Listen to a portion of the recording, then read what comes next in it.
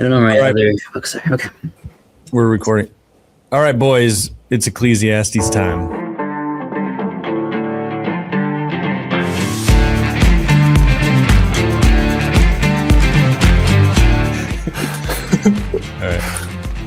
All right. It's been a while. It's been like a couple months since we did Ecclesiastes 6. We did kind of an in-depth rundown of Ecclesiastes 6, which was great. Although I forgot what we talked about. So we're starting Ecclesiastes 7 kind of from scratch. No, it's not that bad. But we did reach sort of, I think, if memory serves me, we reached sort of a limit in Ecclesiastes 6 where we're early in the book. We sort of have a time for fighting, a time for healing, a time for planting, a time for sowing, a time for mourning, a time for feasting. And then when we get to Ecclesiastes 7 here, after 6, he's actually saying it's better to be, well, let me pull up the text. It's better to go to the house of mourning than to the house of feasting. Sorrow is better than laughter. It's not just that these things, there's a time and place for both, but that there's actually something that's better than another.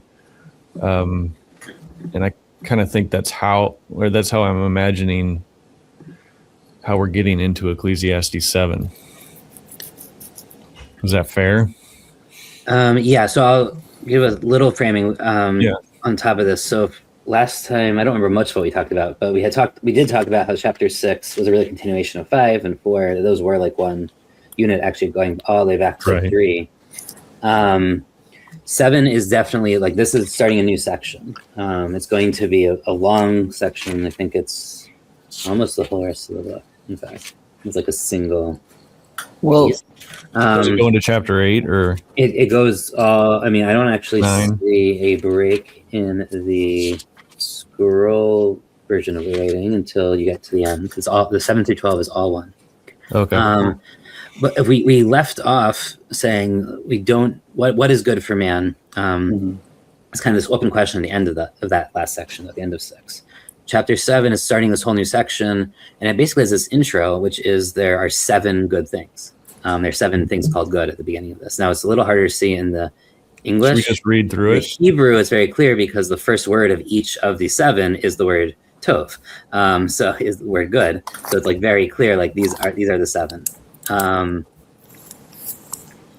Yeah, we can read through it. I'll say that I might do comments on some of these translational choices, like you're sorry. Yeah, I know I'm doing the ESV. It's not necessarily the best translation, but yeah, mine says better as well. I remember you pointing that out last time. You want me to switch to something else? Good. No, I mean, I don't think so. Mine's the same. Mine says better as well. It's just no, but knowing that better is actually the word tov, good, because at the end of 6 he says, "What is good for Adam? All that is have a life," and then he goes, "It is good, good, good, good," and so yeah. I would say it's because it's tov. It's always like tov blank from blank. It does mean better. It's like, it's a decent translation, but like you lose the fact that the word there is good, and like this is the word for good, like in, of course, Genesis, if we're talking about like the whole good and evil story. Gooder, maybe we should just use gooder, like but obviously that would sound silly in English, but gooder is a name than a good oil is like a yeah. Jason, do you want to just read can we read 1 through 13? Okay. Yeah, I can just do it here since you got New King James too. A good name is better than precious ointment in the day of death than the day of one's birth. Better to go to the house of mourning than to go to the house of feasting, for that is the end of all men, and the living will take it to heart.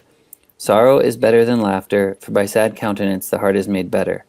For the heart of the wise is in the house of mourning, but the heart of fools is in the house of mirth.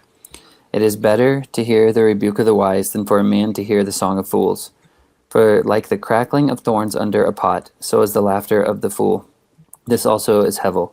Surely oppression destroys a wise reason, but a bribe debases the heart. The end of a thing is better than its beginning, and the patient in spirit better than the proud in spirit. Do not hasten in your spirit to be angry, for anger rests in the bosom of fools. Do not say, why were the former days better than these? For you do not inquire wisely concerning this. Wisdom is good with an inheritance, and profitable to those who see the sun. For wisdom is a defense, as money is a defense. But the excellence of knowledge is that wisdom gives life to those who have it. Should I have said gooder? I was trying to say better a little differently. Yeah, so I would say one of the things that is very odd for me in this translation is things like verse 3. The word there is not sorrow, it's kas. Kas is almost always anger. So which just says this anger is better than laughter, which is a very different way. Some translations prefer vexation there, but it's going to be really important that it's anger because that same word is going to be used in verse 9 as well, and there it clearly does mean anger, or maybe vexation, but like those are very different connotations to me. I don't know. So what is if that word is anger, then how would you translate the next one for by sad countenance? The heart is made better. Would that be like angry countenance? Or? It's actually it's beroa panim. So here it's in roa is when we say the tree of good and evil. So ra is evil, right? So this is an evil countenance, but a roa is one who what's more that's one who's experienced evil. So sometimes the roa will be translated as misfortune if they don't want to like make it like malicious, but it can be it can be less maliciously intended, but usually and part of what 5 does, right, or 3 does, sorry, is that it is setting up this good evil sort of not evil, but it's what I would say the way I would probably translate 3, or like the idea behind 3, though I don't know if we want to skip 1 and 2. We want to, but since we're here right now, I would say that anger is more productive than laughter, because through bad things happening, you learn more. Your heart can come to more good, right? So there is kind of a Jobian sort of like suffering, redemptive suffering sort of thing here, where like, and Job's anger is not bad, right? Like that's what's so interesting, right? Like, in fact, he's a great lens for this verse. Yeah. And there's that contrast. We've talked about this before, where in God's speech, there's animals laughing. Leviathan laughs, the horse laughs, the ostrich laughs. There's this laughter that.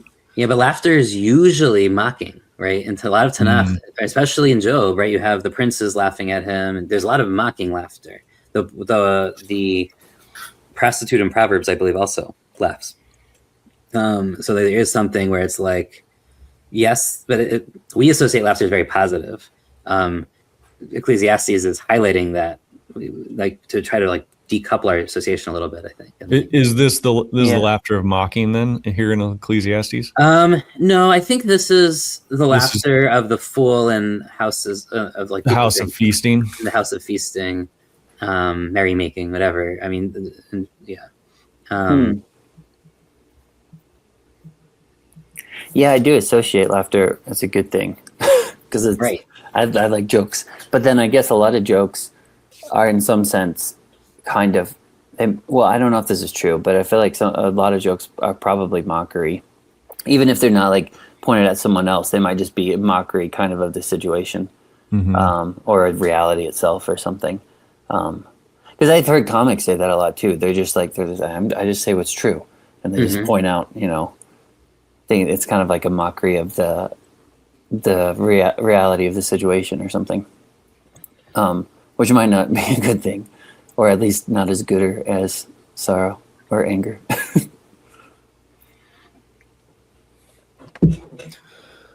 Should we go back? Well, yeah, anything about 1 and 2. A good name is better than precious ointment in the day of death. What kind of precious ointment is this? Is this like anointing oil or what? Or yeah, well, so in the Hebrew, it's just oil. It doesn't like they've turned it into ointment. They made it precious, in fact, where it just says gooder is the name from good oil. right? If I was gonna like just translate it really strictly, right? Like, Yeah.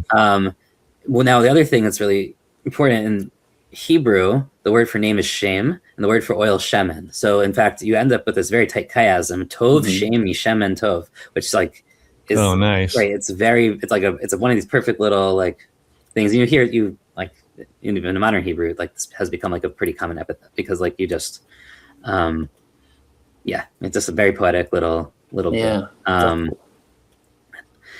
And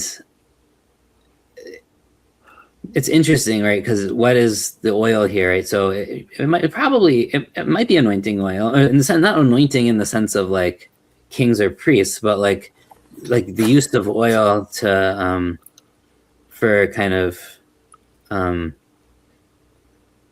think more like moisturizer and body lotion, right? That's how they would use it, right? They used oil on their skin as like in the morning as like a cleanser to feel good, feel good, to have like a nice shiny face, which they liked.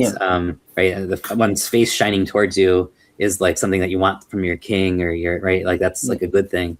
So you have this kind of what do you call it, glow that oil gives you, perhaps is the right way to say it. Maybe shiny is Yeah. And a good the soap industry has made that word not work for faces as well anymore, but a glowing face.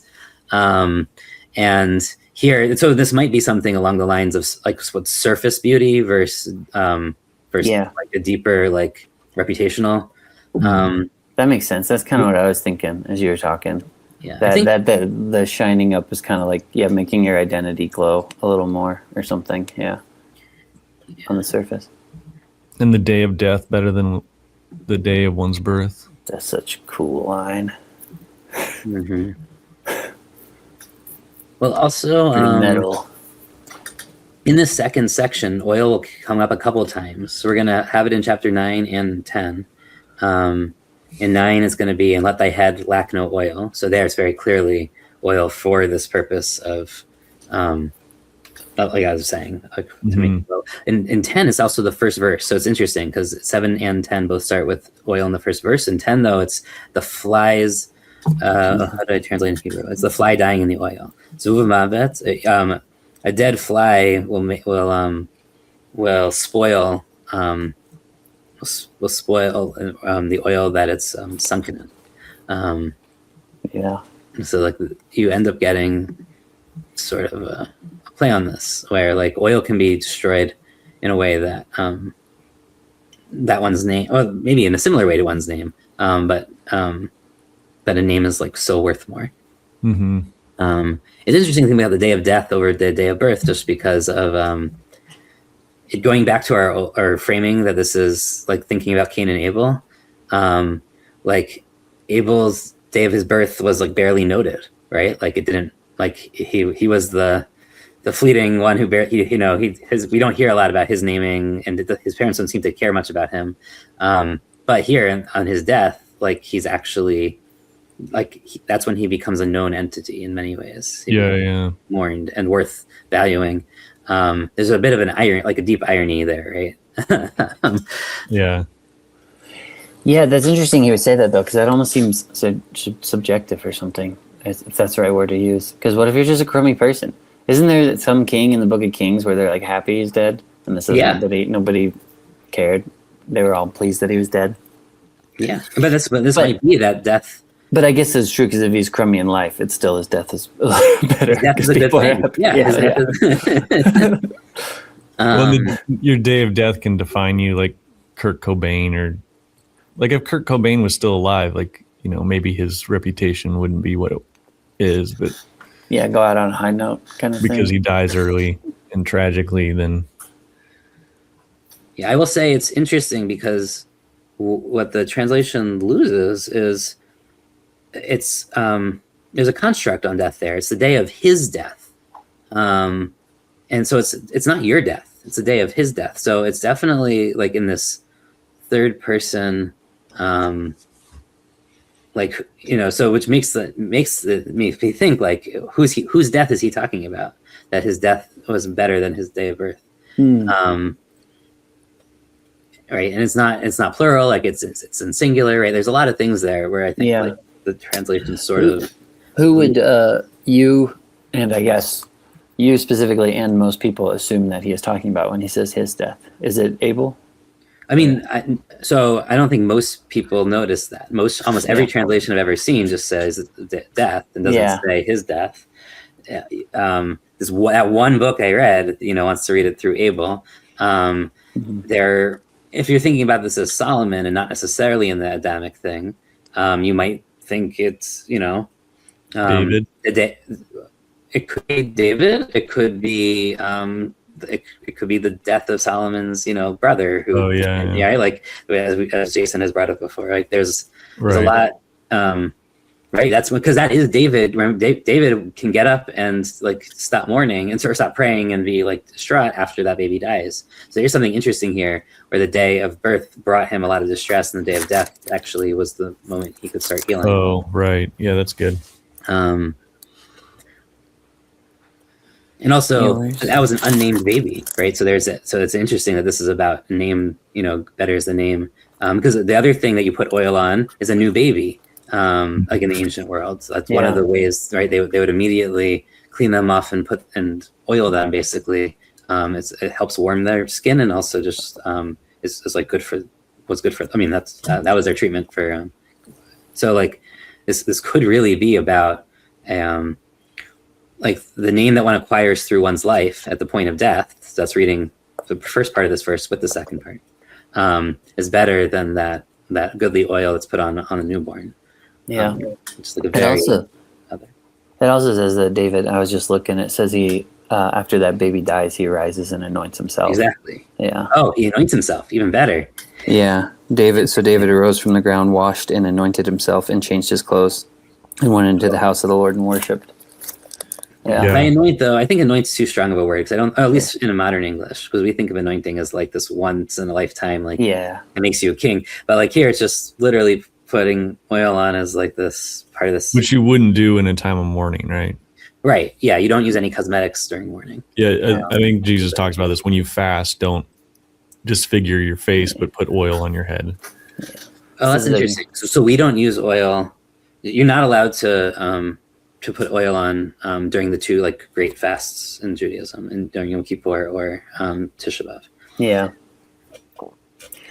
Yeah, Jesus, I think what he said it so people he will was not saying, notice your fasting. Do your fasting in secret. Yeah, to trick people. not to show. Okay. Let's see. Better to go in the house of mourning than the house of feasting, for that is the end of all men, and the living take it to heart. Yeah, give me some on that verse.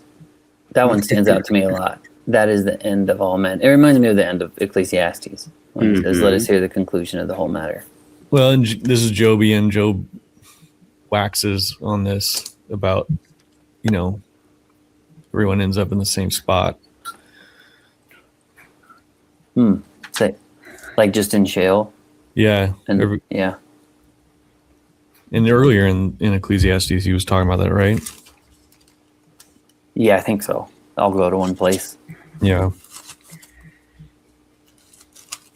Yeah, I think but there is, the ending is funny of this verse, right? Because you would think most of these, like this one is a little bit is structured a little differently than the other ones. There's a verse. There's something both that like mourning is better because it's like universal in a sense. Not everyone will get to feast, but everyone mourns, or everyone ends up being, in a house of mourning. And there's like something that like the living, like while you're still alive, like that's when you need to like take this. Inalibo. Put this upon your mind, I guess would be the translation. But yeah, take it to heart. Yeah, there's a verse later where he says, "For the living know that they will die, but the dead know nothing," or something like that. Or like, like if you're alive, keep in mind that you're gonna die. All right. It is better. Okay, we did 3. Anger is better than laughter, for by a bad countenance the heart is made better. The heart of the wise is in the house of mourning, but the heart of the fools is in the house of mirth. It is better to hear the rebuke of the wise than for a man to hear the song of fools. There's a note here on the listen to. Yeah, listen to is probably fine. Attend. I mean, it's Shema, right? So it's hear, listen, attend. It's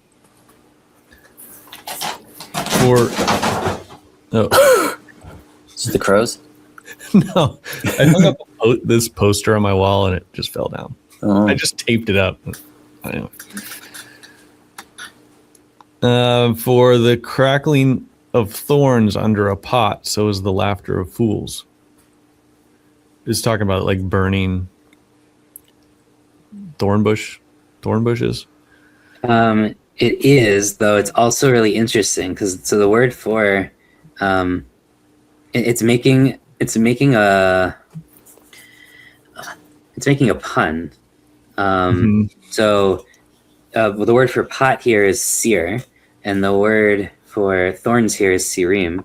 So it's literally kol hasirim tachat hasir, which sounds right. It's a pun about pots and thorns, but it's also sir hasirim. So the Song of Songs is shir hashirim. So sir hasirim is like, in fact, there's a potty training book that we have for my kid. It's called Sir Hasirim, which is like the pot of pots, right? It's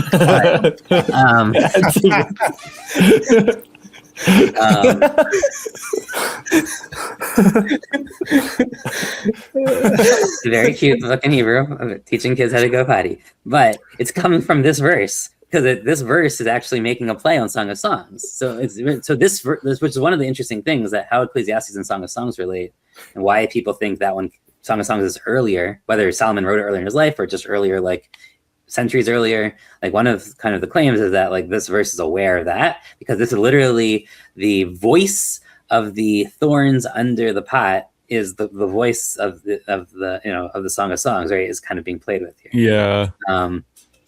So he's also saying that Song of Songs is also vanity. He might be. He might have changed his mind on the Song of Songs, or he might be saying that that is a lesser good than this kind of book of mourning. And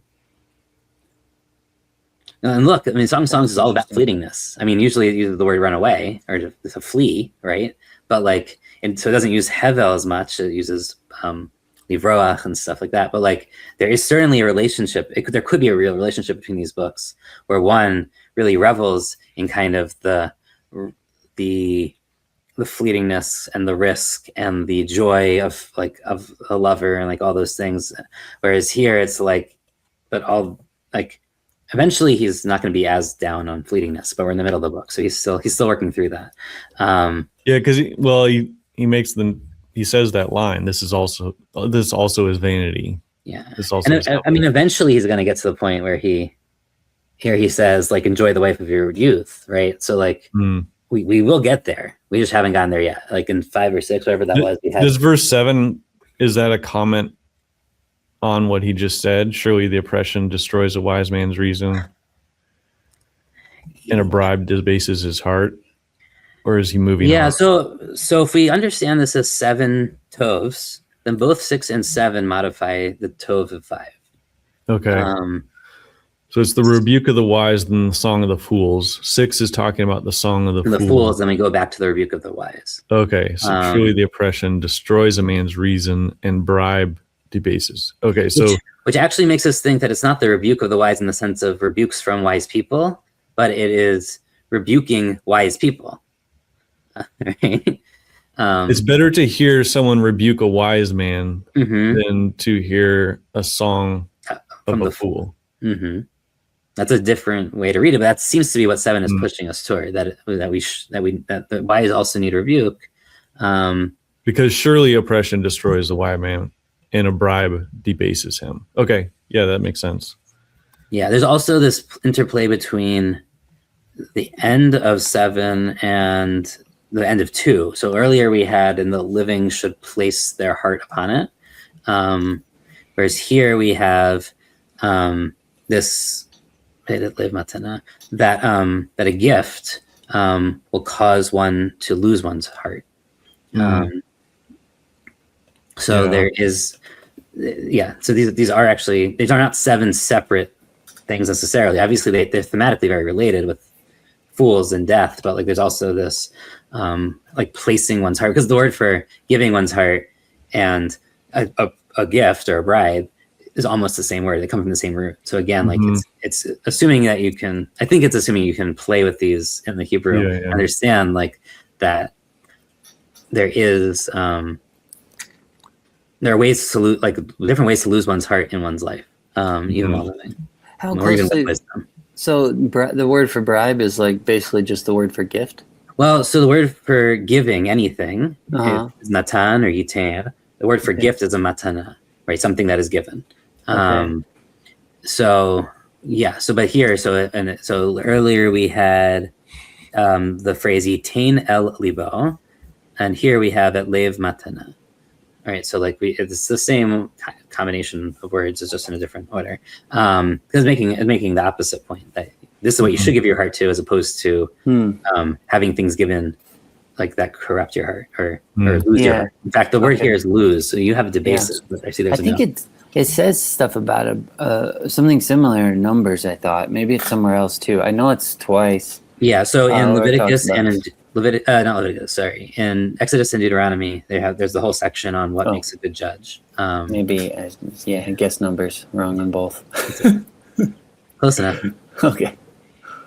I had a quick question about the thorns too, though. Is there has anybody tried to relate that to like the Garden of Eden? So that book certainly tries to, right? Okay. In what way? Can you say? I haven't. So I don't have it here right now. Okay, that's fine. But I mean that this is like pointing to like the like when Adam was forced to leave Eden, like he basically this was how he had to start like really cooking his food, right? So this is that image that like he's burning the thorns that had grown up. The pot of pots. The pot of pots. Pot of pots. That's right. Yeah. Okay. All right. Where were we? The end of a thing. The end of a thing is better than its beginning. The patient in spirit is better than the proud of spirit. Do not hasten your spirit to be angry, for anger rests in the bosom of fools. And this is sort of making the opposite of what we had read previously in 3, right? Mm-hmm. And then do not say, why were the former days better than these? For you do not inquire wisely concerning this. That one's confusing. So sorry, we're going. Let's go a little slower. Okay. So 8 basically seems to be repeating 1, that the end is better than the beginning, right? That death is better than birth type thing. But then we get this interesting play with this. So how do you have it translated? You have it as patient in spirit versus proud in spirit. That's fine. In the Hebrew, it's more literally the long in spirit versus the high in spirit. So you get this very clear kind of horizontal versus vertical. The low in spirit? Long. No, not the long in spirit. The long in spirit, so right? Patient. The one which literally, like it's like a long breath in. Spirit is also like, right? This is taking like a long breath in. It's erech ruach, which is the opposite of a hevel. Hevel is a short, fleeting breath. And erech ruach is a long, deep breath. Job is said to be patient, which is sort of makes more sense in this context than. And then it's being contrasted with a high spirit. High in spirit, is proud or haughty, but I mean high is migvav ruach. Normally, it's interesting because I think we often think, especially if you translate things as spirit or soul or whatever here, like you're going to think like, oh, the vertical should be like the more important one. Whereas here, actually, it's the horizontal. Yeah, this reminds me of Ezekiel. Where was it? He's given a parable about the trees, and he says, I planted you, something like, I planted you as a vine. You should have been a vine of spreading low stature or something like that, rather than exalting yourself to this high tree. Oh, I can't remember which one that is. Yeah. I think it's something with the birds, and the birds like from Egypt or something. I don't know. And I could probably find it. Yeah. I like that. That's really good.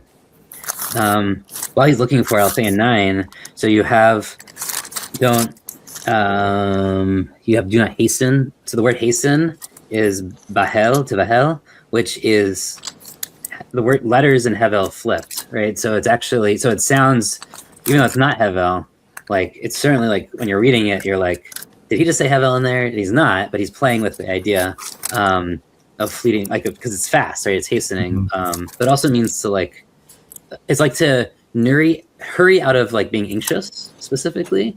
So like, like don't let your anxiety hasten your spirit to anger or vexation. And here your translation uses anger, which is really interesting because earlier they didn't want to use anger. They wanted to use sorrow, but here it's clear it's anger. But because in anger, but then it has this really interesting thing because anger rests in the lap or the breast of the fools, which is interesting because usually resting, like there's this contrast between hurrying and anxiety and resting, whereas here it's almost, instead of resting, I probably would use like, it's almost like you ruminate, right? Like, so that it's like, it's that it will stay with you. So like you shouldn't let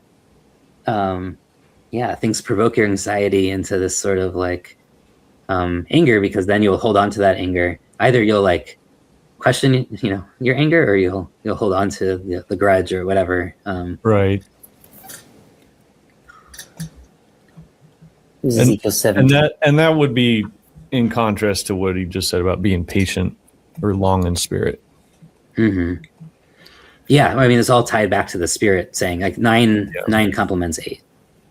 And then 10 also complements. 10, right, 9 complements the end of 8, and 10 complements the beginning of 8. It's another little chiastic. Why were the former days better than these? You do not inquire wisely concerning this. I might sharpen that translation a little. It says, do not say, what happened that the former days were better than these? Right. Yeah. Like the question of what happened is not a productive question. What happened? Yeah, what happened? What happened to the world that it doesn't have X, Y, and Z? Our country's ruined, or the church isn't good anymore. We don't use Latin anymore. Whatever. Like, don't ask those questions. It's not a wise question. Okay, did you find it, Jason? Oh yeah, it was Ezekiel 17. I don't know if it says exactly what I was saying, but it sounds like it's implying that. But it's the parable of the eagles and the vine, is what it says. And it's like where, I don't know. I mean, I don't know if I should read it. It's kind of long. But yeah, it's basically where God says he plants Israel like a willow tree. It grew and became a spreading vine of low stature. But then it turns its roots towards like Egypt and Babylon, and that's when it gets cropped up and pulled away. That's a little, that might flip. I have to think about that one. It flips it? That metaphor might be flipped. I'm not sure. Really? Oh, okay. Let me think about it now. He was supposed to grow up like a willow tree, but then he spread out instead. Well, it sounded to me, maybe it's saying that. Oh, okay. Oh, I don't know. I thought, for some reason when I read it, I got the impression that it was supposed to be a spreading vine of low stature, but it tried to spread its roots and grow like Egypt Babylon and Babylon. Egypt are in yeah, I could have just read it wrong, and it could be he didn't want him to spread like that. I don't know. I think you could probably write it both ways, and then seems like that's what Ecclesiastes is doing. Yeah. Just contradict yourself every other line. Wait. I still remember from the first one we did where Joseph was like, wait a minute, these slaves are not so happy.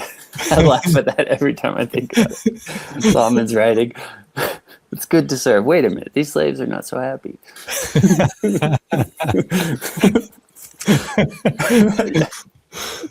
Oppression's not that great. Yeah, the verse 10 convicts me a lot, though, because just like I can get nostalgic about stuff. Oh, just so much. Like even lately, I've been like, man, I miss the rivers in I'm in Colorado now. It's like there's nowhere to swim. I just want to go swimming. See, but I like that, and you said that, Yosef, that it's not a wise thing not a wise question, I guess. It's not. I don't know that it's always wrong to think about like how things were, but it's not wise to meditate on them, I guess. Yeah, I mean, I'd also say like a lot of these contrasts are not necessarily wrong. So like the first one, like there's nothing wrong with the good anointing oil or like cleansing oil. Like it is an important part of life and you need it, but like it is not the more important thing, right? Like so better here I think isn't important, or gooder is it's important. Yeah, and that makes sense. Like I mean the rivers in Tennessee, there's nothing wrong with those. I love them. But yeah, where I'm at in life now, it's at least wise for me to think where I am at now is where I should be, and it's better. You have to find the Colorado things to do and not reminisce on the. Yeah, if I could find those moose, I got to go find those moose you were talking about. Yeah, that's what I want to see. Go hiking. Go find a waterfall. Jump off a waterfall. I would. Yeah, that'd be great. Yeah. I don't think. Yeah. All right. Wisdom is good with an inheritance, and profitable to those who see the sun, the living.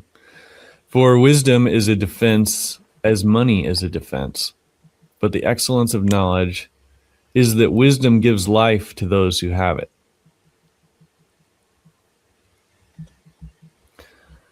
There's a lot of little footnotes in this.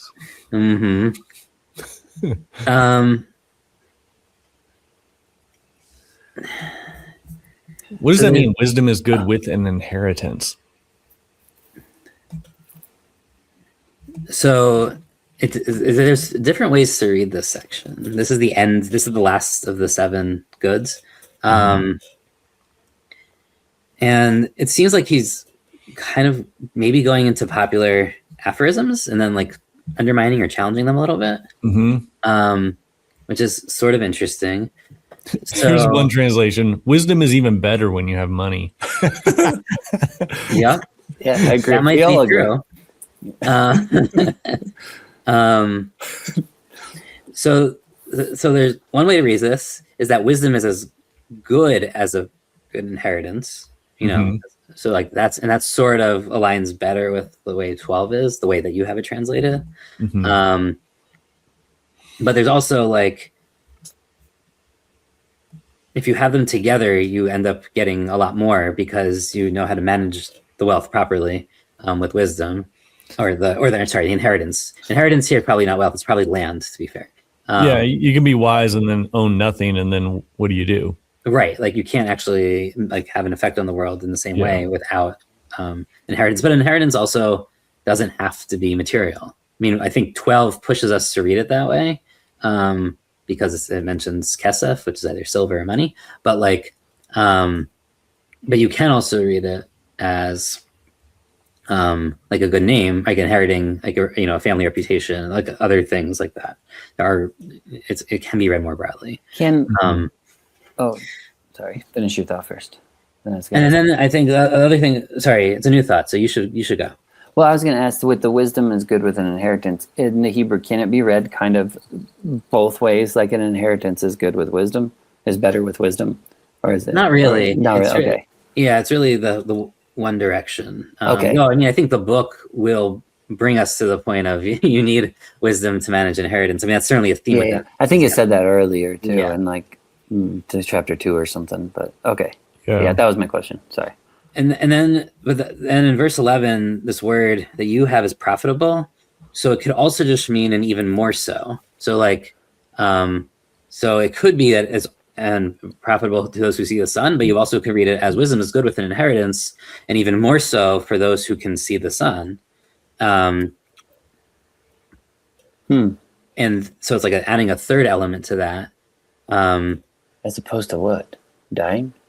Well, the dead. Those who move in darkness, right? Because then literally the next line is in the shade of, right, in the shelter. But you have it as you have defense. It as defense, but actually in the Hebrew it's shade. In the shade of wisdom. So here's the question: is you have it as a comparison, or wisdom is defense as money is defense? But I would probably have read it if I didn't think about like how ambiguous this is. I probably would have just read it on the surface as For in the shade of wisdom, B'tzel hachachma, b'tzel hakasaf, is like the wisdom shade is in the shade of money or of silver. So shading does mean protection. Like that is like there's a way they got to defense. It's not crazy. Yeah, wisdom is a shelter as money is a shelter. Yeah, well, so I don't know that I would have said this as that. It's an interesting way to read it. But here's Living Translation says, wisdom and money can get you almost anything, but only wisdom can save your life.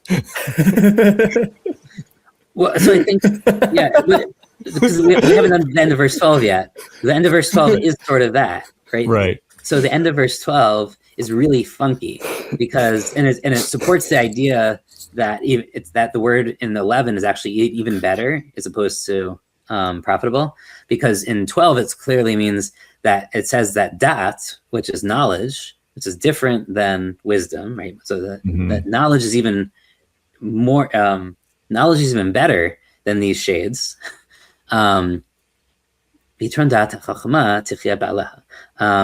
Like even better is knowledge of wisdom, in which one can live. So here it's actually really interesting. You can read this word as upon her, or one who possesses it, like her Baal, right? Literally, like like her master, or alim are. You can read the as a preposition, and then you can read this as in her leaves. So the shade of leaves, right? So now we're like back in. So like, this is a very poetic little turn where they've said that there's like shade, but you can actually live up in the leaves of the tree if you have this like extra thing, which is this data chachma, this I don't even like this knowledge of wisdom. We have to talk about like, how he uses knowledge and wisdom in this book is complicated. He's obviously not all pro wisdom, as we've talked about like in the previous episode.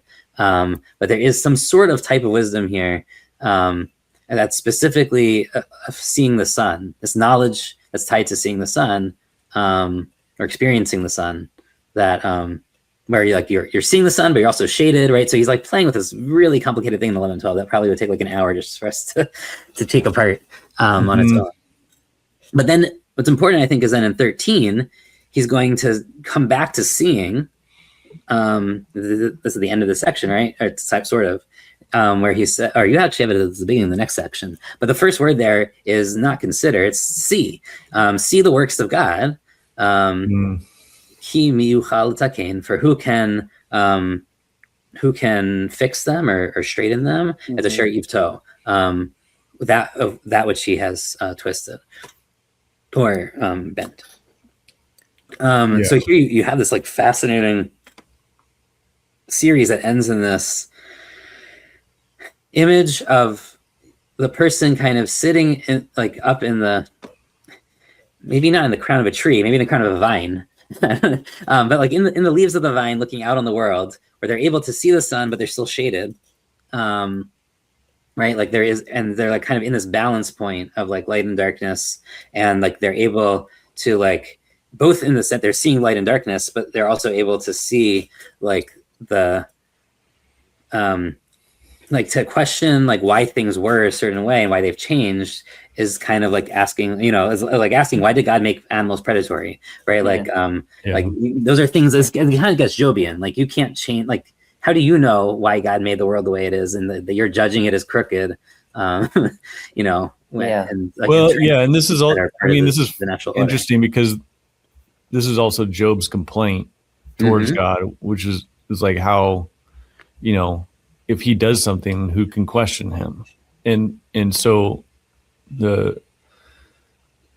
Job's complaint is like, how do I make sense of anything if it's just whatever happens? And I was looking up the cross references, and there's like several cross references across Job. It's like, here's Eliphaz or Elihu, but here's Job. But But he isn't unchangeable, and who can oppose him? He does what he desires. Here's Job again. If he takes away, who can stop him? Who dares to ask him, what are you doing? And then probably more on the nose is this one. What he tears down cannot be rebuilt. The man he imprisons cannot be released. Yeah. We should probably do one more verse in Ecclesiastes for the Jobian kind of point to be driven home. Though we actually this whole chapter could go Ecclesiastes, but right, the next verse, in a day of, I'm going to do it. I'm going to translate it because so in a day of Tov, be in the Tov, and on the day of Ra, of evil or badness, Re'eh. So again, it's a play. Ra and Re'eh are spelled very differently in Hebrew, but they sound the same. So on the day of badness, see or look out from, right? So this is what we have from looking out from the shade. For this, how do I put this? For this as well, for this as along with this have been done by Elohim upon his word, his logos, Aldiv Ibrat, Shlo Yimaseh Hadam Acharav Mumah. So that man cannot find after him, presumably after God, fault. You have fault there? What's the word that you have? Yeah, probably fault's an okay word. But it's really like you can't find like a speck, a particle, like any. There's not even like a small thing that you can find fault with. They can find what? That you can find fault with, or defect in. Maybe defect's a better word here because of the twisted, crooked thing. Yeah, I don't get that at all in my translation. I just I can find out nothing after him. This translation doesn't even, the one that we're looking at right here doesn't even seem to have that word. What's the word nothing? They're using it as the word nothing. Yeah. But that's what I mean when I read it. I don't get that at all. Like I don't get the idea of this one's fault or just says nothing is certain in life. Yeah, that's even weirder because it's certain. Yeah. That's how I've always read it. Yeah. Because of my translation, I just always read it as nothing is certain in life. Yeah, that's strange. Do you think there's a connection to Jonah at all with the sitting in the shade of the tree? That's cool. I like that. I wouldn't know how to connect it. That just came to mind when you were talking about like being angry, like being angry and sitting. It's even a vine there. Oh, okay. Yeah. Because you were talking about in the day of Ra. Lookout, and that's what made me think of it when he's like angry and sitting under the tree. Mm-hmm. But and then here, in fact, that's what you'll end up in the next sentence. So you can go to Jonah or Job, right, in 15, where it's I've seen everything in my days of Hevel. There are righteous people who lose their righteousness, and there's wicked people who become longer, who lengthen their Ra'ato, their ra'a, their evil, or their misfortunes. That does which we had earlier. I mean, so even though this is a new section, like it's clearly, we talked about losing righteousness earlier with oppression. So one can lose if they take bribes or oppress, they'll lose that righteousness. We also talked about how the wicked can lengthen. We talked about lengthening one's spirit as opposed to lengthening one's wickedness. So like we were definitely. He's tying the chapter together, right? This as a unit. But we can also see this as, Jonah sort of, he could have been righteous. He was in the process of repenting, and then he loses it at the end there because he does want to kind of oppress in his righteous anger. And we also have him lengthening his wickedness to some degree. So we have that in Jonah. Whereas in Job, like this is more the friends argument, right? The friends are thinking maybe you did something, that you lost your righteousness, and you're kind of lengthening your problem by continuing to blame God. Yeah.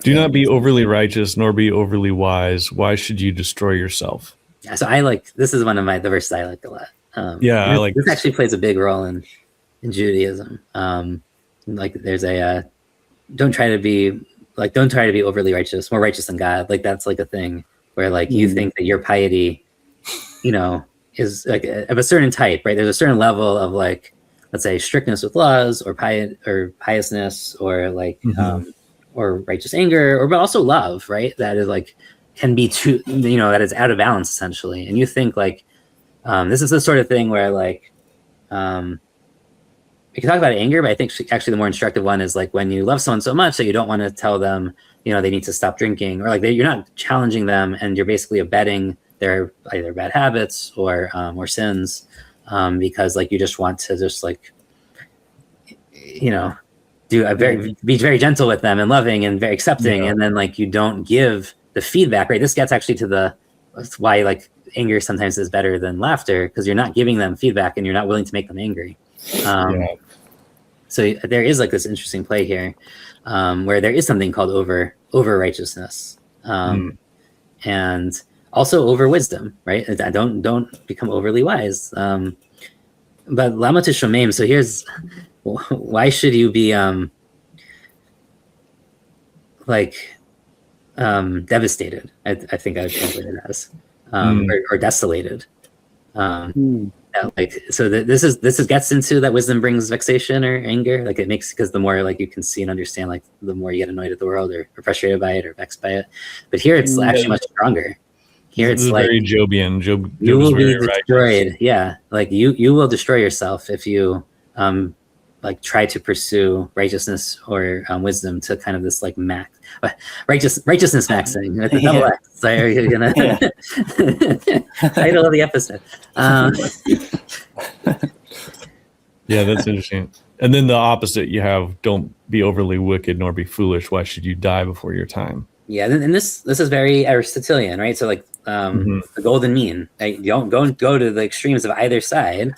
Obviously, like if I tell you don't be overly righteous, you're gonna say, well, I'll just like be super wicked then. Like, no, obviously not.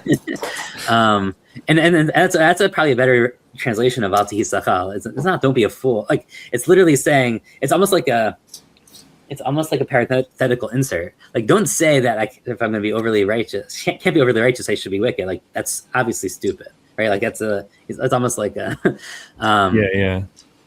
like. Yeah, whatever. Right.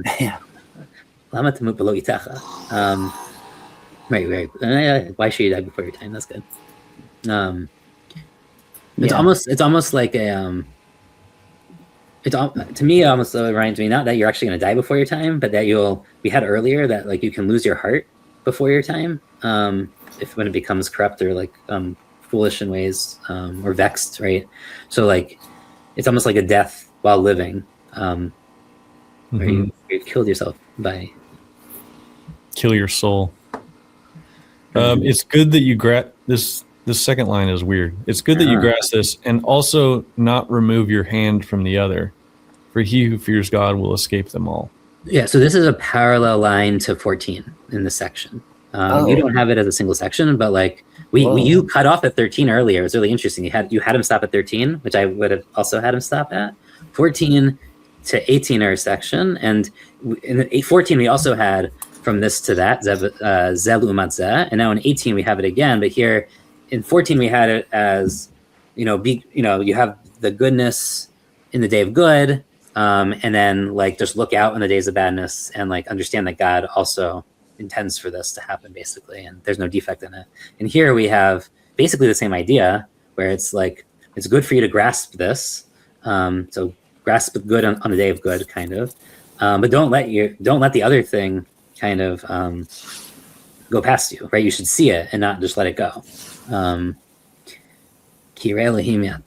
the other thing that he's referencing? It's good that you grasp this. So I think the first part is grasping the good. The second part is don't let go of the evil and ignore it, or don't think it's not from God. And then I think that's because 18 is going to end, because those who fear / see God, fear and seeing here, or an awe and seeing are actually the same word. So those who see God in everything, let's say, you'd say fear and see is the same word. The fear in the sense of being in awe, and seeing is the same word with a slightly different pronunciation in Hebrew. Oh, really? So this is why, and when Abraham is not sacrificing Isaac, it says he names the place God saw, or it means like that God was like there was awe of God there, right? Like he means both, right? God seeing, so he's playing with like the awe or the fear, and seeing at the same time. So here I think it's playing with the same thing, where it's like one who sees God / is in fear of God, and that means seeing what the bad things God does in the world, right? In a real way. You'd say it's kulam. So that's a weird phrase at the end. That's to me the weird. It's like in rabbinic Hebrew and like Second Temple Hebrew, that would be like that you've done your duty to both almost, or that you've like fulfilled both aspects of like of seeing God's good in the world almost. But yeah, literally, yeah, come forth from them. It's not that's you'd say it's kulam. It's to cause to come forth from everything, right? So it's a little bit different. Will cause to come forth from every, or from okay, both, so or from both of them. Maybe it would be more. okay. So it's good that you grasp the good. Also, do not remove your hand from the other, the evil. For he who sees, fears, is in awe of God, will come forth from both. Yeah, Like- or so there's another way to read this is like, since awe for God can flow out from both, or like come forth. Yeah. In that, right? Like, But this is like what we're talking about just before we started this, about monotheism and how God uses all things. It's not like there's the dualism. At the foundation of everything is not a dualism between good and evil. God is behind everything, and then grasp the one, don't let go of the other, and in fear and awe of God, you will see flowing from both. Yeah, Yeah. that makes sense. Yeah. I always, because there's this break, I always read it as the two things you're grasping are the not to be overly righteous and not to be too foolish. But I didn't know. But that's probably just because there's that break there in my translation. So, but I like that line a lot. It is good that you grasp this, because I remember when I read that, it caused me like to go back. It was kind of like that happened in the New Testament too, where Jesus says something like, "Go and learn these things," and he references Hosea or something.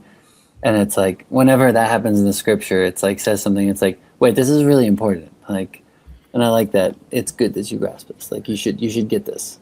Make sure you get this. But yeah, I never thought to connect it to 14, but that's really interesting. Yeah, that's actually really cool. I think, yeah, you could read it as this, and like it could be that the two things you're grasping, even though it is going back to 14, it has given us a new dualism, which is don't be overly righteous and overly wicked.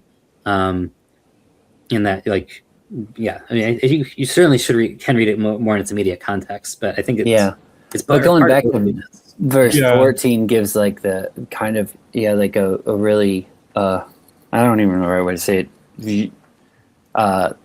Just an overall broader like theological perspective or something about, like you guys said, monotheism and God coming forth from everything. Yeah. Yeah, I mean, there's this dualism between the day of prosperity and the day of adversary. Yeah. A man perishing in his righteousness and one who prolongs in his wickedness. You know, there's some paradoxes there. All right. Yeah, that's true. Well, I mean, that is, you can perish in your righteousness because you can be overly righteous, right? Like that is the point of the next sentence, is that there's ways where righteousness can go too far and be at your own destruction. Yeah. This is interesting because this is even one of the accusations laid against Job, is that he's taken his own righteousness too far. Yeah, exactly. And I think there's also something interesting here where there's a in 15 the second half of 15 where you have not 15 where was it? I think Ezekiel says that as well, but I might have read that into it again, you know. Yeah. Oh, and 6. Right. So you can lengthen by lengthening your wickedness. Your translation has the words life, which is so weird. By lengthening your wickedness, I would say it actually says you shorten your life. If comparing the 16, the way 18 expands on 16 is like when you're wicked, in some sense, you're dead. Like that is the shortening of the life. Yeah. That's happening, and like how it's expanding on that from 14 to 18. Yeah. The verse in Ezekiel I was thinking of, it's 33:13. And he says, "When I say to the righteous that he shall surely live, but he trusts in his own righteousness and commits iniquity, none of his righteous work shall be remembered." So kind of that same thing of like being too righteous, or and this is all in Deuteronomy too, right? Where he guys says it multiple times. The theme certainly comes up there. Yeah. We are so close to finishing the chapter. All right. Are we? Let's do it. Let's get through it. This might be one of my favorite chapters. Chapter 12 is my favorite, but 7 is probably my second favorite. This is what you said last time in chapter 6. You're like, I think this is my favorite chapter. 12 is my favorite, but I really like 6. Okay. I really like 6? Is that what it is? That's what you said last time. I'll do that. You literally I'll do that with everyone we go through. You're like, I love this. 12 is all great. 12 is This my favorite, second but I love 7. Next time. 12 is my favorite, but I love 8. Well, when people always ask me what my favorite verse is, I always say 7:23. But we're not there yet. Okay, let's get there. Wisdom strengthens the wise more than 10 rulers of the city. Yeah, is this like? I feel like these are more from rich rulers of the city. There's a possible emendation. There's different recensions here on that word. 10 what? 10. So 10 is asara, but ashira would be rich. So there are people who read this as tied to verse 12, which is better wisdom as a fortress than a rich ruler of the city. But one could also say 10 rulers of the city. Okay. There's a parallel in Proverbs if you want to also play the parallels game. So in the rich, the wealth of the rich is their fortress, and their protective wall is their mosquito. Their I don't know. Their fancy. Their conceit. Their conceit. Fancy. There is an idea. So when we say rulers, do we mean, is this political rulers? Like it's good to have like 10 rulers, which is possible. Like councils of 10 kind of elders is a thing in ancient Israel. But also like it might just be wealthy magnates, right? Like the wealth of whether you read it as the wealth of multiple people and you don't know the number, or you just say the wealth of 10, like it's not as good as this. For there is not a just man on earth who does good and does not sin. No, so I'd say this is the same word as earlier. This is tzaddik, it's the word righteous. So to change it, so we should either pick just or righteous, but like we shouldn't say that we're not using. It's the same word. We shouldn't be aware of that. Yeah, for there is not a righteous man on earth who does good and does not sin. Right, and this is a sort of important theological verse, right? So this is all humans have sinned. Like this is. Everyone sins. There's no way to avoid sin. Everyone has sinned. This is the one that gets me. That I know Jacob's brought up too when we talk about Jesus. He's like, if Jesus was fully man and fully God, if he's fully man, then how do you apply this verse? And I'm like, well, touche. Perhaps he did sin. There is the who was it? One of the Gnostic texts. Someone actually has a whole thing about Jesus' sin as being a really important thing. They think it happens right before or it's part of the beginning of the story of the temptation with Satan, the temptations in the wilderness. Well, what I think is like it I've gotten to a point where it really doesn't matter to me. Like I could say Jesus sinned and that's totally fine. For a lot of Christian theology, that's like probably extremely heretical. But what's that? You can't say that Mary sinned in some circles. Yeah. So But what's that saying? I can't remember. It was probably Jacob that told me too. It says, "He who says that David sinned is an error," or there's some quote like that. Yeah. Because of his repentance. So when I think about that, I'm like, it's not really about the overemphasis of sin. It's about the repentance or repentance. Can we say that Jesus repented? I mean, that's also an interesting thing. Yeah. That's probably actually more complicated than saying he sinned in some sense. Probably. Yeah. there's also like, I would say 20 is also, the second half is interesting because I would say there's no way that one can do good without doing bad. The good that man does is never like pure good, is a part of how to read 20, I think, or at least one of the implications that like we think we know what's good, we think we can do the good, but like it's not, like we're not God. Like our good cannot be without any missing the mark, right? Yechateh is chait, it's sin, but it's really to not, err, miss like that form of sin. Not that's the not that's the only word for sin, but yeah. Anyway, yeah, all of our good is That's tainted interesting. to some degree, which is, I mean, that verse is important theologically, I think, for some of the Protestant traditions in that reading. So all of our good is. Well, why is it important for Protestants that all of our good is? I think isn't it? I can't remember. It's I think in it's Romans. I think Luther. Yeah, Romans brings it, and then Luther like expands on it. Oh, well, Yeah. Wait. Similar. I'm lost in that, I guess, Jeff. Well, Yes. in Romans, Paul basically, it seems like he almost quotes this where he says, "There's none who are righteous; all have sinned, fallen short of the glory of God." Yeah. And then of course the reformers, and especially the Calvinists, like when you get into total depravity and stuff, they're sort of taking this to another level where they're saying like you can't even properly respond to God, that any sort of response to God that is correct is only because of his grace on you, that because that's how corrupt you are from sin. So this is kind of yeah. Okay. Yeah, I understand what you're saying now. But Kind of like I almost like I like thinking about this just as you were talking. I was thinking about this that even the good you do can miss towards someone. So the perfectly righteous man who does perfect good will sin against someone, like miss against someone.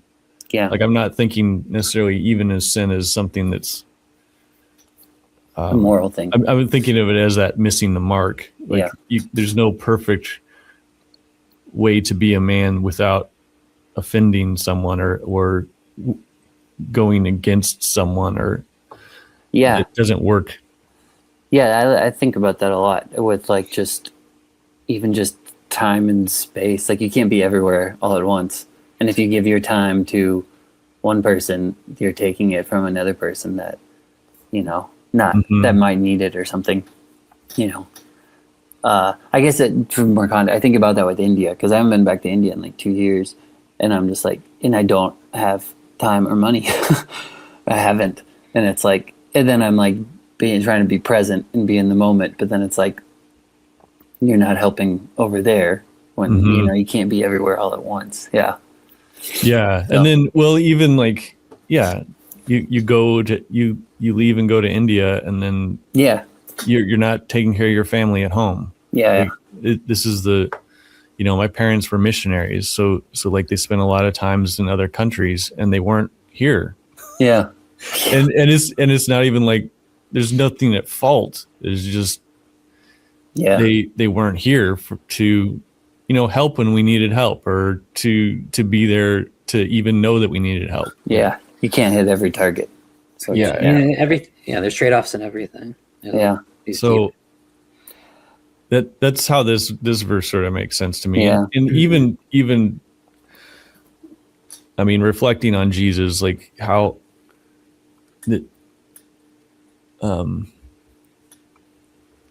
like even and then thinking about Judas or something, like I don't know, like I feel like this is like a very sort of complicated thing where sin is not we kind of think of like just sin as like a mark against you that someone writes up on the chalkboard, and that, oh, this was wrong, you broke the moral code. Like I don't think that's like in some ways that's fine, but to think about it that way, but also like that's not really what the heart of the matter is. The heart of the matter is I think that's what I was kind of saying with this whole David thing too. Like he who says that David's sin was an error, because like if you look at any person, like even like you said Jesus, it's like, well, what about all the other people he didn't help or something. You can start putting all the marks and say he sinned everywhere. And then it's like, well, that's not really what it's about, because you can do that with everybody. Yeah. So I'm going to add something. One of the things that comes up a lot when we talk about, especially like commandment conversations about like, oh, you know, like this commandment, like you do this, but then like it hurts these people or has this effect, is that a lot of the wisdom of the oral tradition and like the why and the way it like reads commandments is not like saying this is the details of X commandment or Y commandment. A lot of its wisdom is much more, how do you navigate between competing values and goods? If you have multiple commandments that tell you to do X or Y or not do X or Y in a given situation, how do you navigate that? And that is a lot of kind of what the like oral wisdom tradition for Judaism is about, and that is kind of where we can often focus kind of on just like, is the black and white, is this good or bad? Am I allowed to do this? Am I not allowed to do this? As opposed to like, hey, like, am I allowed to break Shabbat, like to save someone's life, you know, which is sort of like, is the Sabbath made for man or the other way around? Or like, that is a meta kind of legal question. Right. Yeah. That is kind of what the, when we talk about the authority to bind earth as in heaven, and it's like someone who's trained and is able to navigate, like who understands kind of the, not just the order. It's not like, oh, well, this principle always comes before that principle, but like, how do you apply each principle in its place in its right time? Which is sort of a anti-Ecclesiastes point to some degree. Ecclesiastes is often, not always, by the end of the book he gets here, but like a lot of his stuff is like, I want just like the above the sun, the eternal principles that are just like easy and simple and clear. And like trying to figure out like what to do exactly at the right time is really the hard thing, right? There is a time for everything, but like, how do I know the time for everything? And like, that is kind of this under the sun, like stuckness that a lot of what he has, where at this point, at least in chapter 7, he is like, he's beginning he's at this point where he says like, well, at least I can appreciate the good in its time. And like, as long as I'm patient and don't let the bad right now vex me and understand that it's also part of God's will, like, and eventually, you know, like, you know, there is something there. And it's just a matter of like, if I don't know why this is the time for this, like, you know, there's a lot of kind of sit in the shade in your wisdom, maybe your wealth, but certainly your patience. And that's right. The next line is also one of my favorites. I want to get to it, like in 21. It's really good for these days, right? Don't let all the things that people are talking about, don't let them upon your heart, and don't listen, so that you won't hear your slave cursing you, because you remember all the times that you allow, in your heart all the times that you curse others, right? So like, don't take everything as super important and personal and salient. Like, and don't try to know everything, right? Yeah, like, don't try to watch everything on YouTube. Don't watch every news commentary ever. Like, it's going to just ruin your life. Comments. And you know that like sometimes you've spoken unwisely and said like things and like talked BS or whatever. And you left some nasty comments on YouTube. Sometimes just need to ignore it. Like, ignore the trolls, ignore the haters is like one way to read this, but also like ignore them because like, that you've been in those moods and you've like not, whatever. You were once a troll. And sometimes, right. Ignore the trolls, because times you were trolling. Yes, ignore trolls, for you were once a troll, and as you know. And there is this, but this gets to your trade-off conversation to some degree too. Like, this is like, not everything has to be relevant or salient at all times, and you can just let things go sometimes and not let them vex you. And like, and this isn't just stoicism. It isn't just, it's related to stoicism. It is related to kind of just like, kind of being centered and like ignoring like the world around you to some degree and like just like taking it on the chin or whatever. But but it's more than that, right? It's because I think there's like,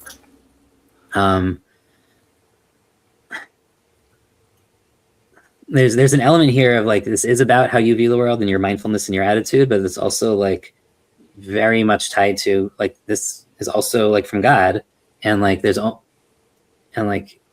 okay, like he's really the one you're supposed to be paying attention to, and not these other people talking. And like, you can let it go because there's a much bigger frame to work in here. Mm-hmm.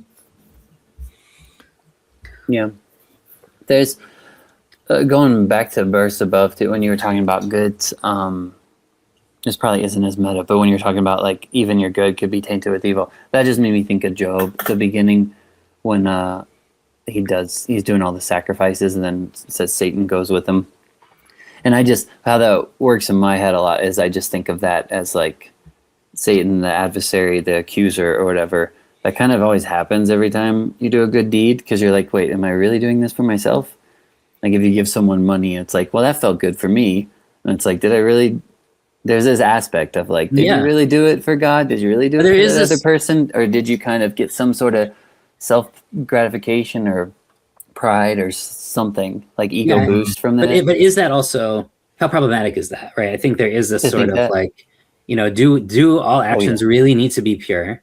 Or is there still goodness in them? I mean, right? It does say a person is righteous and good. It's just like, okay, so it's not pure. But like, that's going to be true for everybody. And maybe that's not the end of the world. At least you're doing good. Or like Joseph, there's good that comes out of the evil deeds. So you can just push someone in a ditch. It might work out for him. Well, I was thinking about, what's the proof of Solomon's wisdom? It's when the two women come in with the one baby, and he's trying to figure out who the true mother is.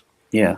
And he's given this sort of impossible task because no one saw what happened. Just these two women are arguing. They're obviously, one is lying, one is not. And what do you do? So then he proposes an evil. He proposes, let's cut the baby in half and hand half to each one. Yeah. But it's in the proposal of the evil that the true mother reveals herself when she gives up the child, which is another sort of, I mean, it's an evil, but it's a sacrificial move that she's like, no, let her have it.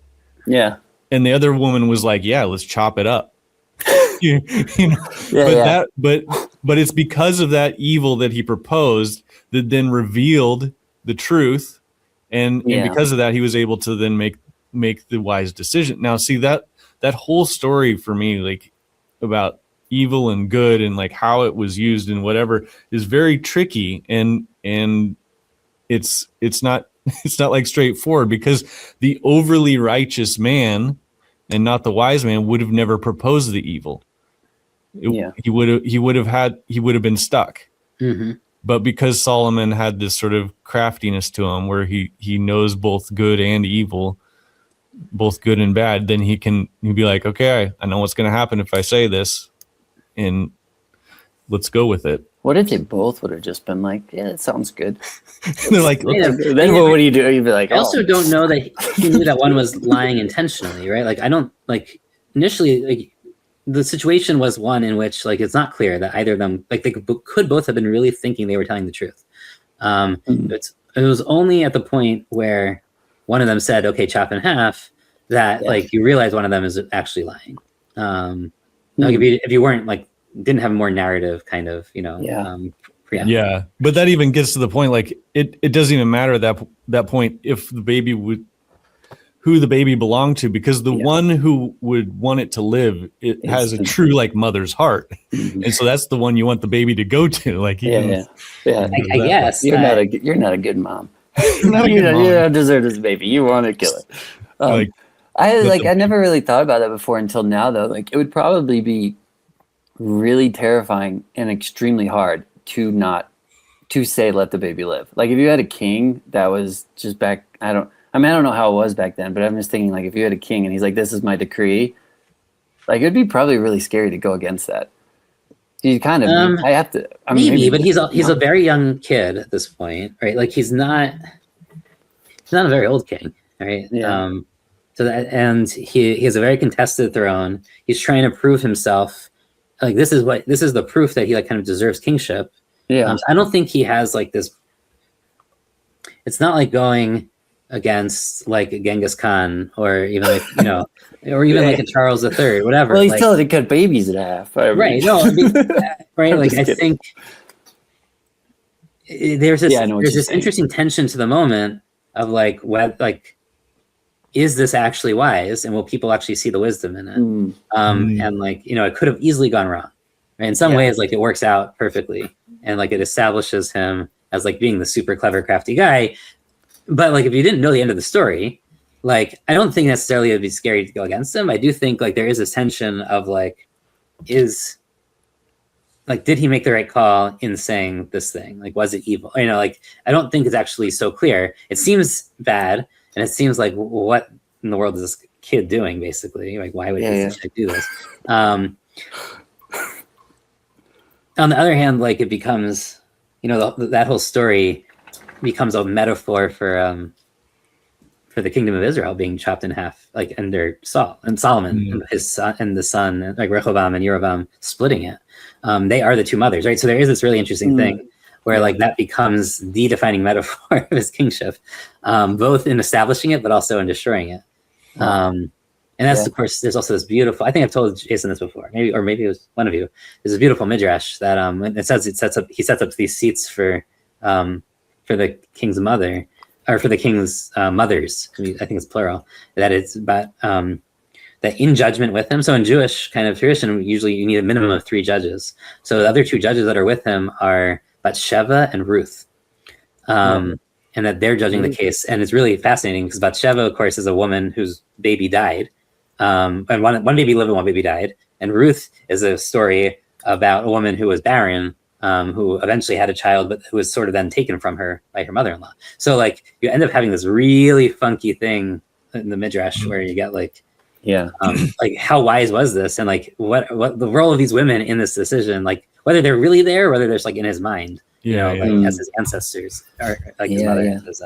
It's fascinating. Yeah, that's I love this midrash. Yeah, I mean, it does say in one of the, is it Chronicles or Kings? I don't know, that he does set up Bathsheba to sit, I think, at his right hand or something like that. But I don't remember Ruth. But that's really cool. So yeah, that's the verse. It's in that's the verse that they're building on. But it says, I think it says chairs are in plural or something. So it's like, why would she need the chairs? So then it's like, oh well, it's the other. It's also this other mother of the kingdom, which is Ruth. Of course, nice. Ruth being alive, like she's his great grandmother. Like the chance she's actually like, this is a midrash. It's not necessarily literal. But that's a good way to look at it. Asking why would she need more chairs rather than just like thinking, oh, she is fat. I need to give her 2 chairs. Obviously, there was someone else there. Yeah, clearly. There is this. Whatever. We should. Let's. Do you want to try to finish this up? Yeah, because let me just read this. Let me just read through the last section. Okay. All this I have proved by wisdom. I said, I will be wise, but it was far from me. As for which is far off and exceedingly deep, who can find it out? I applied my heart to know, to search, and to seek out wisdom and the reason of things, to know the wickedness of folly, even the foolishness and madness. And I find more bitter than death the woman whose heart is snares and nets, whose hands are fetters.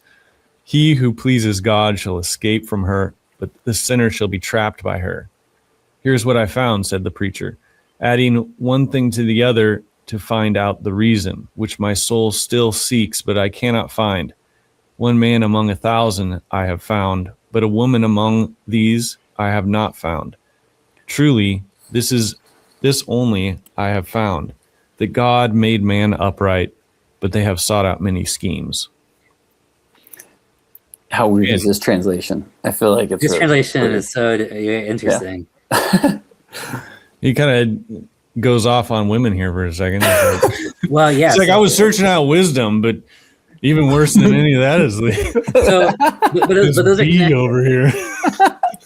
Remember, if you remember your Proverbs, the beginning of Proverbs, those are super connected because you have the woman who is wisdom calling out, and you have the woman who is the prostitute calling out. And right? Those are the 2 models. I'll say proved is a weird word. Verse 23 is not proved; it is tested. He's testing wisdom. He has not proved anything. He's testing wisdom, and this gets to the point. He's trying to test within wisdom, right? So this says is him, here in the note. Yeah. So here he's getting overly wise, perhaps, right? This is the overly wise, like, I've tried this and this is why it fails. Like, so I've actually tested this to try to be too wise. And guess what? It always eluded me. It's too far for me. It was always too far. It's too deep for me. He kind of points out a paradox. He says, I'm going to be wise, but how do I have the wisdom to know how to be wise? And he's like, if something's far away, how can I know where to get closer to it? If it's deep, how can I find where it's at? Yeah, and 25 brings us back to the beginning of the book, where he almost has the same sentence, where I set my heart to know, to explore, to seek, to ask after wisdom, and to reckon or account the cheshbon, ladat, or even to strategize, maybe actually, because we're gonna need that word later. Ladat resha kesel, to understand the evil of foolishness and of stupidity and of folly. Right, so he's trying to understand. So the way that he's decided to pursue wisdom is to understand what makes folly, wickedness, stupidity, folly, and madness like bad. Right, so that's kind of his strategy, almost. It's apophatic.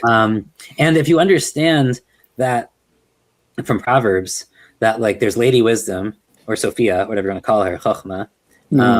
And then there's the other ladies who are like these adulteresses who try to tempt you. That in some ways, like one could read this as like entirely in that vein, right? So he's actually been pursuing all these other women, and they're not true wisdom. Like he can't. Like these other women, these other paths of knowledge, actually have all these traps that will lay a snare to you. Yeah. And like you should, so you don't necessarily have to read this to be as women. You can read it totally symbolically in this Proverbs frame. But you can also read it because he's going to bring up 1,000 in 28, like from Song of Songs, right? He has 400 concubines and 600 wives. Or we got 1,000 there for him. I think I'm pretty sure 1,000 women that he's been with. So if you think this is Solomon, or you think this is someone who's writing as Solomon, like the idea that this is 1,000, and also he's like testing one by one to kind of like to limsoch hashbon. It's so hard to translate this. A lot of people just say like to make an accounting or reckoning. They kind of have a very mathematical read of this. Like I test each one until I get, and I got up to 1,000, and I haven't found like a good one yet. In some ways, that's like true with his own experience with wives, but I think he's also reading it as I've like tried 1,000 forms of wisdom, and like I still haven't found one that's like pure, like to the point of that verse earlier. Like I can't find one that works. How come it says here, one man among 1,000 I have found? Is that just a bad translation? So it's a weird. I found one upright man among 1,000. Yeah, but not one woman. But not one upright woman among them. So there's a question of who is this man? Whether you think this is Solomon, or whether you think this is Adam, or whether, who is the man who's trusted. So like we can pay attention to the 1,000, but like I think there is an interesting question of like he found one man that he his older brother who died. So it could be, though that is usually not called a man, right? So that's an interesting thing. There are different, so you could go that way. There's definitely people who read it as Abraham, because he is called Echad, he's called the one at some point in Genesis. So there's like one man, he is the one man. There's also sort of like a Moses reading of this. Like there's some person in the line of prophecy somewhere that I can trust and like hang my hat on, basically. And what is that one? There are also people who read that, I think, right, from a Christian perspective, you probably say it's Jesus. Like there's one man. Like there's certainly like trying to identify this man becomes a thing.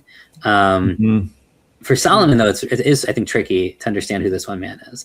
I think you could, I don't know if it's his brother, because I think it's a little bit funny to read it that way, though maybe you could. He might say it's his father. He might say like that is the one man who I've like kind of following, like that's the one like frame I'm using to follow my footsteps. Like I'm going to build a temple because that's what he wanted.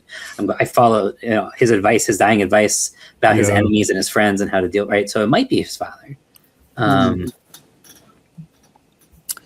That's weird. Well, and then he concludes, I have found.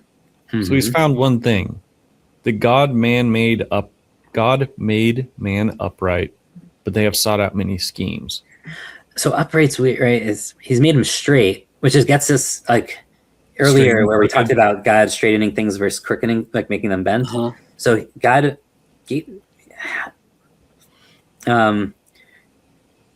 yeah. So you have this word.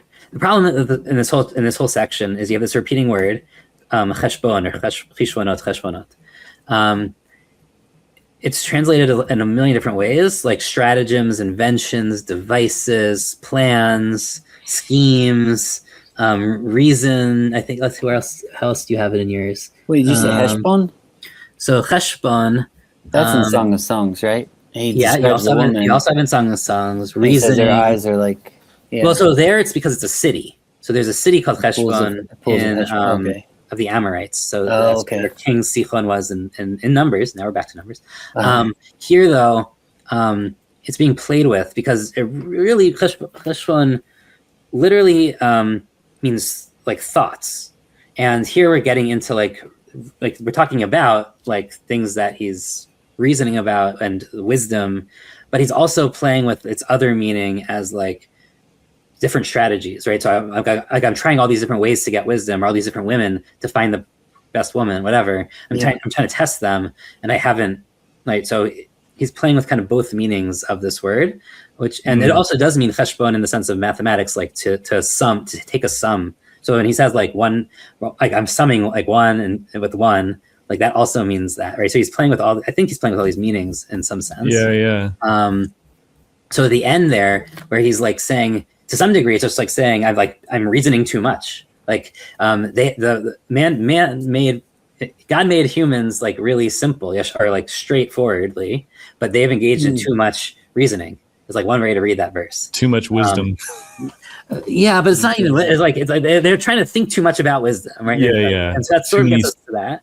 But there's also this like you can also read it as they've because we had Bikesh earlier as seek out. We had it in what was that? In 25 to seek wisdom and accountings, right? So here you have this. They sought out too many accountings, or too many stratagems, too many mathematics. Too many math. Yeah, so he's almost, it's like a self-critique even. Yeah. This is also his discovery after all that testing. Like this is his result, like a science or math kind of like report, right? Yeah. That's interesting because we think of ourselves. Well, maybe I think of myself as like God made me fundamentally good, but yet I see all the ways which I've like tried to do all kinds of stuff wrongly. With good intentions or not, like there's all kinds of schemes that I have participated in. But I kind of have a sense of my own integrity, but I don't know if that's true for some people. Sometimes I don't know how much my inner world is actually true for other people. I don't know how their inner world is. I think it's fairly common. In 26 we go back to this idea. More bitter than death, that obviously becomes this famous phrase. But you have earlier we had like death within life, right? We had like you could die before your time because you were pursuing like these bad things, and here we kind of have that personified in this woman or women, where we have this where you can get caught too much in these stratagems, basically. And that is like a form of death because you're no longer pursuing God. You're pursuing these like other like things that you think will get you there, but it's not that wisdom will get you to God, or it's not at least. Yeah, it's not the straight path. It's not the fast and straight path to God. Maybe if you wind enough through life and like have all this trouble that you get, like maybe you'll find God on the other end from that, which is sort of what he's experienced. But you end up being dead a lot of that time. Right. Yeah. It makes me think of Ahab and Jezebel. But because I was actually thinking about the story of Gilgamesh, and there's a part where like Ishtar, I guess it's the planet Venus, I don't know, if the goddess Ishtar comes to him and she's like wanting him to worship him. Maybe she's wanting him to hook up with him. I can't remember. And he refuses. And he's like, what man like has not been snared or trapped or killed by you or something like that? And that always kind of reminded me of Jezebel a little bit too. Like there's this way she's like kind of snaring him and exalting her own beauty. But there's this, like my mind goes through a lot of things because there's a part in Fantastes where he's talking about a tree. It's the ash and alder tree. I can't remember which one it is. I think it's the alder tree. And he describes it as like this, like it's a feminine form. But he said she gets her beauty basically through other people loving her. Like it's kind of this like parasitic feminine form or something. Mm-hmm. Like she's only lovely because people think she's lovely. And then once that surface level love or whatever she's desiring, once that falls away, you see the rot beneath or something like that. And that's kind of what I think of when I see all this stuff, that there's a lot of, and not even just women, like you said, Yosef, like a lot of different things you could pursue that are kind of weirdly parasitic or consuming, that will eventually kind of just eat you away and the whole thing will crumble. Like even your own righteousness, you could just pursue that aspect of like, this is the way to be wise, is just keep being more righteous, being more righteous, being more righteous. And then it's like this weirdly sort of like, you know what I mean? It's kind of like you're both feeding off each other. Yeah. And just the idea you end that up this like weird overfitting. Yeah. I think there is, Ishtar's a good example here. And there's in some ways, I think the wisdom goddess is more like a Greek Egyptian thing, right? Yeah, Athena. And Athena's interest, like that, like I'm using her as an example. I think the Egyptian one's closer to the Proverbs, but like she's Parthenos. She's the virgin goddess of wisdom, right? So even though she does call and tempt people and bring them to her, it is a different type of call and temptation than like an Ishtar or an Aphrodite, right? There's sort of kind of, but Proverbs basically unmythologizes it, right? It makes them, they're not gods. They're just like, this is happening every day in your practical life with all these, different things. This gets into, I know it was before we started recording, but this gets into like, how do you see the world as opposed to like all these competing gods that are trying to vie for your attention and like this very polytheistic kind of war and chaos between them. Like, how do you see it as all coming from God? And that's really Ecclesiastes 7, right? Really was about like this, the good and the evil are from God. Like all the paths can lead to him. But like you can take the long way or the short way. And that long way you will get trapped in it and you will die in it and it will be painful. And, you don't have to do that because I did it already for you, kind of. You don't need to marry 1,000 women or, don't have the OnlyFans at that, whatever. Like, you don't need that. Like I've tested it. This is the way. Yeah. Is there a way to read, I'm sure there is a way to read because I've heard it a lot. A lot of people, I think it's in the New Testament, Paul says that. I think there's philosophers too that say like wisdom is actually realizing you're not wise. Like that's what true wisdom is. Well, that was the Socratic thing. Like that was, I don't know, knowing I don't know. Right. Yeah, because that's how I used to read the verse 23, I think. This is what I have proved by wisdom, is that wisdom is actually far from me. And that's the actual wisdom, is to realize that I'm not wise. Because once you start saying you're wise, then you're kind of like overly wise. Destroying yourself or something like that. Yeah. And you can definitely read it in that more Socratic way. I mean, this is the whole debate over the dating of this book and whether, it's so late that in fact it has Greek philosophers have influenced it or it influenced Greek philosophy. Well, before the Greek philosophy, it was, what's the other way to read it then? Is it just more charitable towards wisdom or is it just, it's just saying, you might just say that it's not wisdom, right? Like that's as opposed to saying that the wisdom is that you're not wise. You could just say, I tried to find wisdom and I couldn't find it. Wisdom's too far, which is more Job, right? Job says you can't get to wisdom. It is too far from you. As opposed to just saying that is the wisdom. And I kind of like that, the reading of it, actually, the way you're just saying it as you kind of describe the rest of it, how it flows through. When he gets to the end, he says, men are pretty straightforward.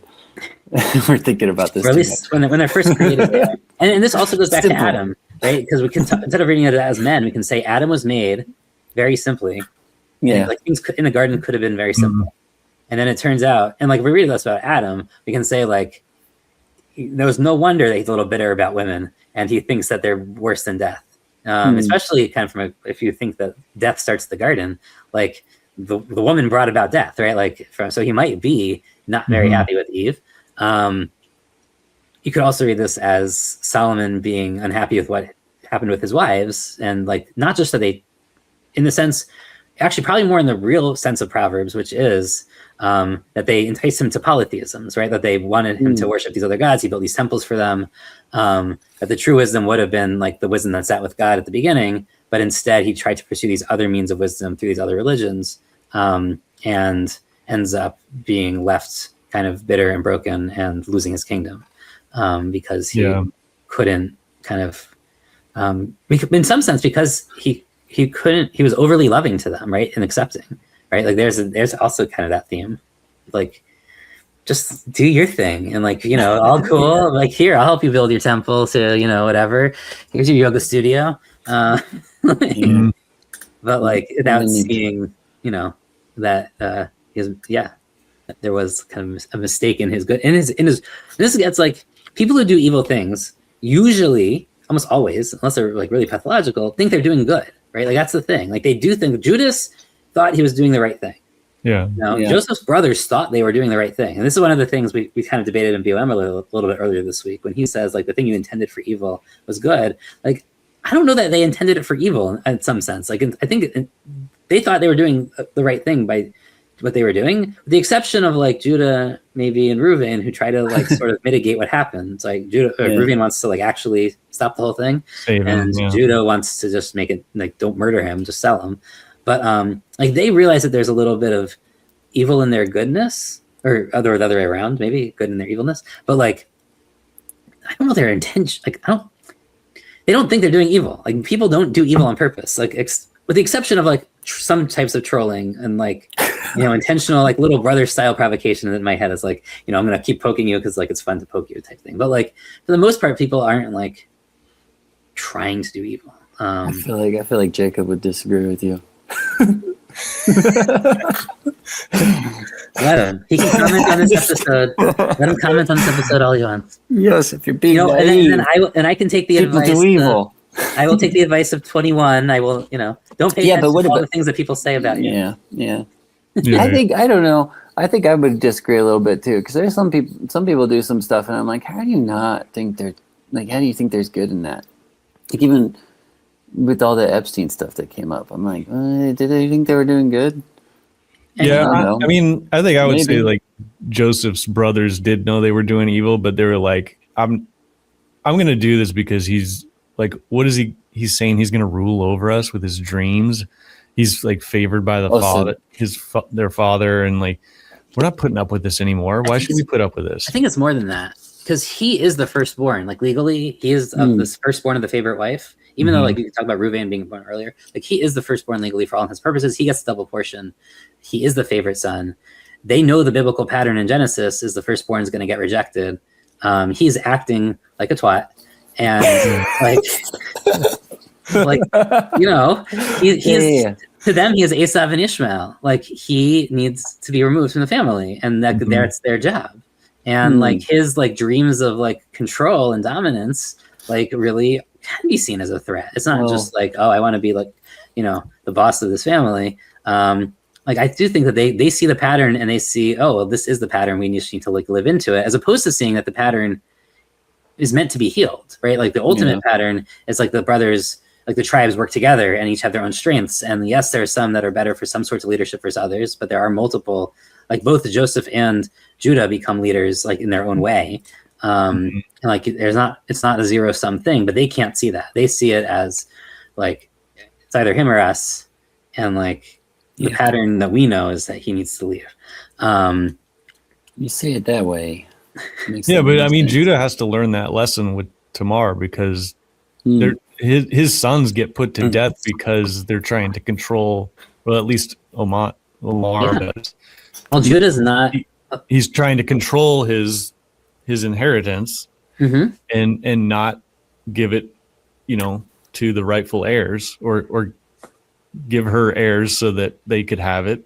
He's trying to manage all that, and God said that was evil in his sight. But again, like she dresses up as a prostitute and sleeps with her father-in-law. Like does she not do evil? Right? There's kind of this interesting, like, yeah, but then he's like, you're more righteous than I and she's am. more righteous than me. Yep. Yeah. Like, yeah, you might have done something bad, but it turns out like what you did actually was far. Well, this theme that I keep seeing is just the evil and the good. So that there's people that in the name of good will do evil, and then there's people in the name of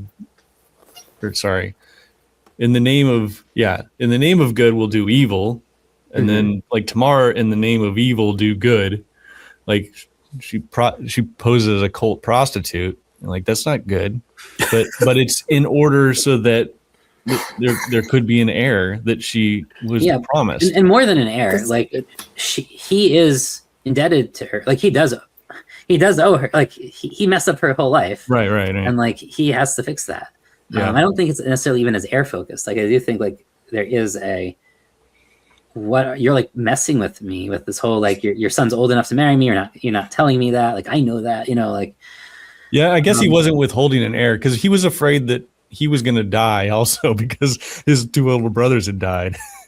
Well, I mean, he was also a child, right? Like it wasn't that he was withholding the heir, like that Shelach wasn't. Yeah, he was young at first, but then I don't know that he's at fault, and I do think that in some way Judah is like should be suspicious. Like, man, maybe she's killing my son, right? Like, how does he know that it's from God? Right. There's like that she's not some sort of black widow, like where you wouldn't let someone keep marrying just like where you find that balance.